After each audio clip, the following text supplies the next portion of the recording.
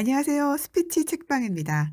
오늘의 달콤한 스피치 노하우는 멋진 여성으로 변신하는 30가지 좋은 습관에서 꺼내 먹겠습니다. 2001년에 출판사 주변인의 길에서 발행을 했고요. 2005년에 표지가 바뀌어서 새로운 북스에서 다시 나왔습니다. 저자는 시마 카노코, 일본 사람이고 모델이면서 교육 사업도 하고 방송에도 출연을 했네요. 이 책은 아주 사소한 그리고 아주 쉬운 습관으로도 젊고 매력적인 사람으로 보일 수 있는 노하우들이 담겨 있습니다. 30가지 노하우 습관 중에서 2가지를 살펴볼 텐데 오늘은 그중 1가지에 초점을 맞춰 보겠습니다. 멋진 여성, 나이 들어 보이는 여성. 아니 이럴 수가. 저 사람 나보다 훨씬 젊은 줄 알았는데 같은 나이였다니? 고생이라곤 모르고 살았겠지. 피부 관리실에 다니는 게 틀림없어. 이런 식으로 상대를 부러워한다고 해서 변하는 것은 아무것도 없습니다. 잠시 관심을 갖고 유심히 살펴보세요. 그러고 보니 나하고 마찬가지로 주름이 있는데 전혀 눈치를 못 챈 건 왜일까?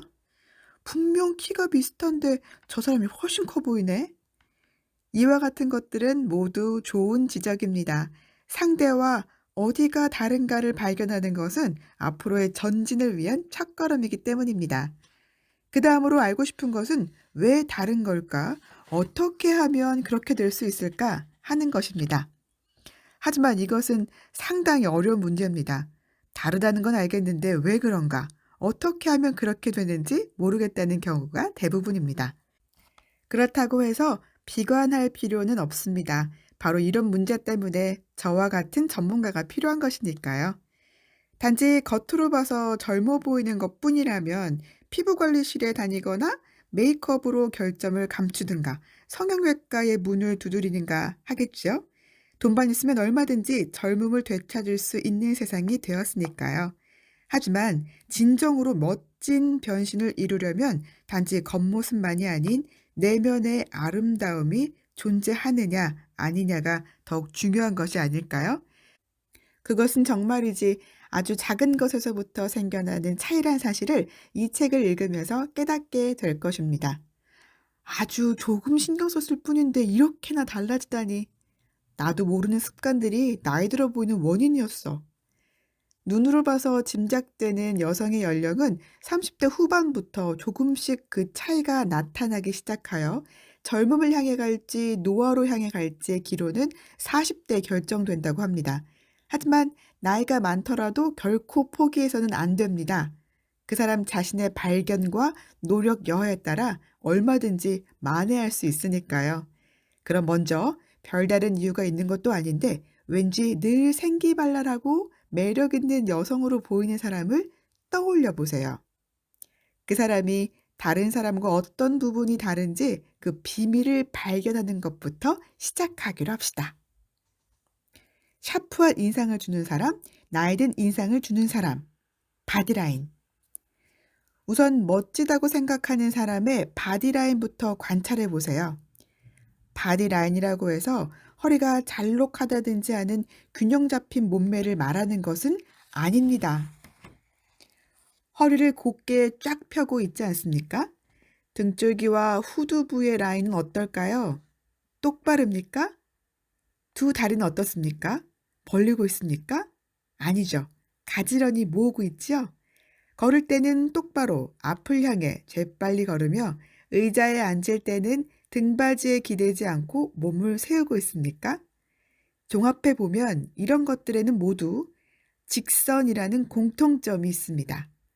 허리를 곧게 펴고 머리를 뒤로 당겼을 때 등줄기와 후두부의 라인이 일직선이며 바디라인도 몸의 움직임도 똑바로 직선으로 이루어져 있습니다.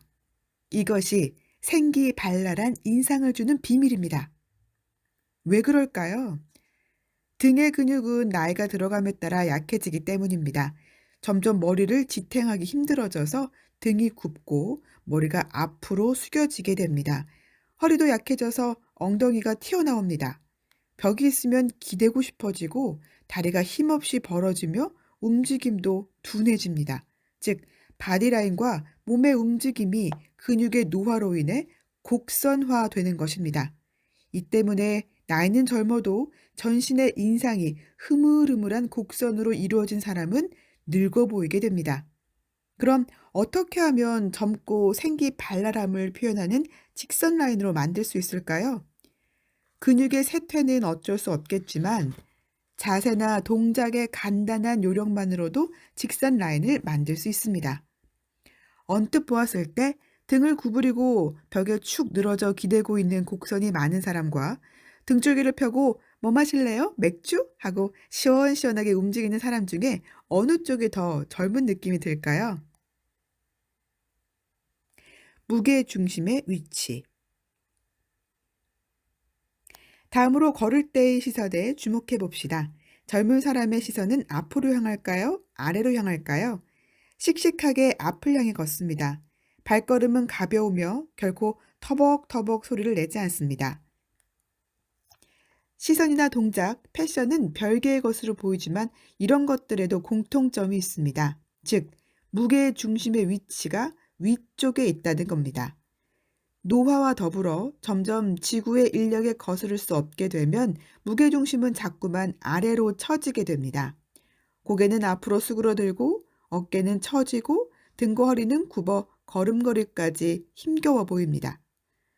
시선은 언제나 땅바닥을 향하고 한 걸음 한 걸음 옮길 때마다 털썩거리거나 터벅터벅 하는 소리가 납니다. 이렇게 되면 전체적인 인상이 무거워 보입니다. 몸 자체의 무게중심을 바꾸는 것은 어렵지만 그 중심의 위치를 약간 위로 끌어올리는 궁리를 하는 것만으로도 인상이 몰라보게 바뀐다는 걸 아실 겁니다. 등을 곧게 펴고 후두부를 당기고 허리도 펴니다. 바꿔 말하자면 서 있을 때나 걸을 때나 중심을 높이려고 의식하면 자연히 자세가 펴지는 것입니다. 얼굴을 들면 땅바닥을 볼 수 없게 되므로 시선은 필연적으로 똑바로 앞을 향하게 됩니다. 중심이 높으면 발걸음은 가벼워지고 걸을 때 터벅터벅 소리를 내는 버릇도 사라지게 됩니다. 실제로 이 워킹법을 실천한 후 신장을 재보았더니 전보다 몇 센티미터나 더 커졌다는 사람도 있습니다. 등 근육을 세움으로써 굽어져 있던 부분이 펴진 것입니다. 네, 여기까지가 책의 내용의 일부였습니다. 지금부터는 원북 원코칭입니다. 스피치에서도 자세는 굉장히 중요합니다. 사실 입을 열어 소리를 내는 것만이 스피치다라고 생각하실 수 있는데요. 소리 없이도 우리는 상대방의 모습만으로도 정말 많은 메시지를 받을 수 있죠. 이것을 시각 언어라고 합니다. 특히 대중 앞에서 말을 할 때 입장하는 자세, 청중을 바라보는 표정, 인사하는 자세에서부터 메시지는 마구마구 흘러나오고 있다라고 해도 과언이 아닙니다. 물론 누군가와 대화를 할 때에도 시선과 태도, 상대방에게 배꼽에 방을 맞추는 것부터가 스피치의 시작인 거고요. 그렇다면 어떤 시각 언어를 취하는 것이 좋을까요? 단언컨대 좋은 에너지를 느낄 수 있는 자세라고 말할 수 있습니다. 이 책에서 말하는 젊은 자세, 직선이 여기에 100% 해당합니다. 우리가 머릿속에 계속 염두에 두고 체크할 부분이 바로 오늘 배운 이 직선의 자세인 것 같아요. 뭔가 어떻게 해야지. 이런 방법이 있겠지. 이런 걸 떠올리는 것보다 직선, 내 몸이 지금 직선인가, 몸의 중심이 살짝 위로 가 있는가, 이것만 체크를 해도 정말 젊어 보이는, 매력 있어 보이는 그런 여성이 되지 않을까라는 생각을 하고요. 스피치에도 물론 이 자세가 중요하다는 말씀을 드리는 겁니다. 자, 대중 앞에 등장할 때 허리를 펴고 정면 또는 청중을 바라보면서 사뿐사뿐, 그리고 또 몸의 중심을 좀 위로 두고 누가 내 머리 정수리를 잡아 올려주고 있다. 요런 생각으로 조금은 좀 경쾌한 속도로 청중 앞에 타다닥 선다면 당연히 청중들은 좋은 에너지를 느끼겠죠. 반대로 쭈뼛쭈뼛 뭔가 좀 부끄러운 마음을 다 티내면서 얼굴을 바닥 쪽을 향한 채 몸을 또 이렇게, 이런 분들은 흐느적거리면서 걸어 나오는 게 세트의 자세예요. 자, 그렇다면 청중들은 다소 좀 부정적인 에너지를 느낄 겁니다. 그래서 등장하는 순간부터 '스피치는 시작되었다.'라고 생각하시고 떨리는 마음 당연히 있겠지만 그 왜 우리 그 드라마 대본 보면 연기 대사가 쫙 있고 옆에 가로가 있잖아요. 이걸 지문이라고 하는데 뭐 예를 들면 뭐 이런 거 있죠. 해교 가로 열고 "일부러 또각또각 자신감 넘치게 걸어가며 중기를 향해 말한다." 가로 닫고 "안녕하세요. 처음 뵙겠습니다." 뭐 요런 거 지문 있잖아요. 그러니까 우리도 스피치를 시작할 때 그 지문을 잘 생각하시면서 떨리는 걸 티 내지 말고 '난 지금 이것도 역시 스피치 한 부분이고 연극 한 편 준비했다.' 요런 마음으로 하셔야 돼요. 그래서 걸어 나갈 때 자세라든지 말할 때 청중을 바라보면서 하는 태도라든지 이런 것들도 다 좀 염두에 두시면 훨씬 더 시너지가 높은 스피치를 완성할 수가 있겠죠. 대화할 때도 마찬가지입니다.